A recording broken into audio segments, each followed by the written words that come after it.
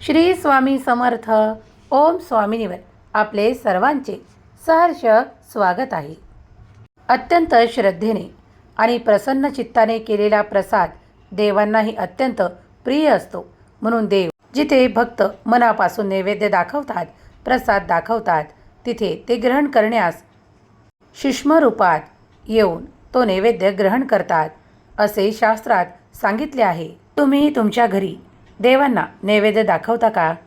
प्रसाद किंवा नैवेद्य दाखवत असताना त्यात तुळशीची 2 पाने किंवा 1 पान अवश्य ठेवा. प्रसादात तुम्ही तुमच्या इच्छेप्रमाणे देवांना नैवेद्य अर्पण केल्यामुळे देवाची प्रसन्नता अधिक वाढून तुमच्या कार्यातल्या बाधा दूर होऊ लागतात. तुमच्या घरात प्रसन्न वातावरण होते आणि भरभराटसुद्धा होते. श्री स्वामी समर्थ.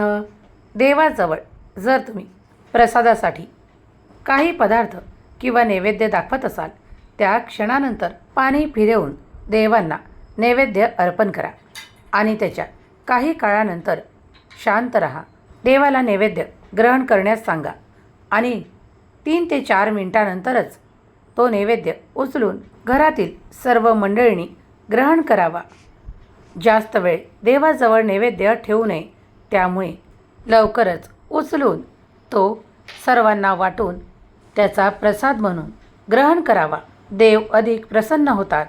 देवाचे कृपा आशीर्वाद प्राप्त होऊ लागतात. देवाच्या प्रसन्न लहरी, चैतन्यमय लहरी त्या प्रसादात उतरतात आणि म्हणूनच देवाला दाखवलेला नैवेद्य प्रसाद अधिक रुचकर आणि आपल्याला प्रसन्न करणारा होतो. त्यात एक वेगळी चव जाणवू लागते, कारण त्यात दैवी लहरी उतरतात, आशीर्वाद प्राप्त होतो.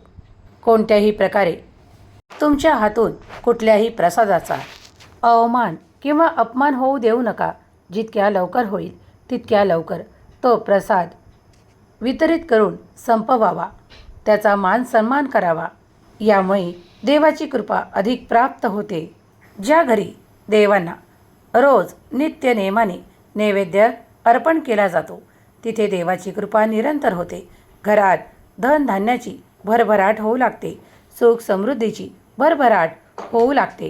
जिथे जिथे श्रद्धेने भक्त देवांना नैवेद्य अर्पण करतात, तो प्रसाद अत्यंत रुचकर लागू लागतो. त्यात एक दैवी आशीर्वाद समावून अत्यंत पवित्र लहरींचा, आशीर्वादांचा अनुभव येऊ लागतो. तुम्हालाही प्रसाद ग्रहण करताना असे अनुभव आले आहेत का? तुम्ही रोज देवाला नैवेद्य दाखवता का? नैवेद्यामध्ये अनेक प्रकार आहेत. प्रत्येकाच्या श्रद्धेवर ते अवलंबून आहे. निदान रोज देवासमोर नैवेद्य नाही दाखवला तरीही खडी साखरेचा नैवेद्य तरी आवर्जून दाखवावा. स्वामींना गोड दुधाचा नैवेद्य दाखवावा. गुरुवारी जर तुम्ही हे केले तर स्वामी कृपा नक्कीच प्राप्त होते. ही माहिती आवडल्यास लाईक करा, शेअर करा आणि चॅनलवर पहिल्यांदाच भेट देत असाल तर ओम स्वामिनीला सबस्क्राईब करायला विसरू नका. स्वामी माऊली तुमच्या सर्व काही चांगल्या इच्छा पूर्ण करोत. तुम्हाला सुख, समृद्धी, आनंद आणि प्रगतीची दिशा देवत ही स्वामी माऊली चरणी प्रार्थना. व्हिडिओला वेळ दिल्याबद्दल धन्यवाद. श्री स्वामी समर्थ. जय जय स्वामी समर्थ.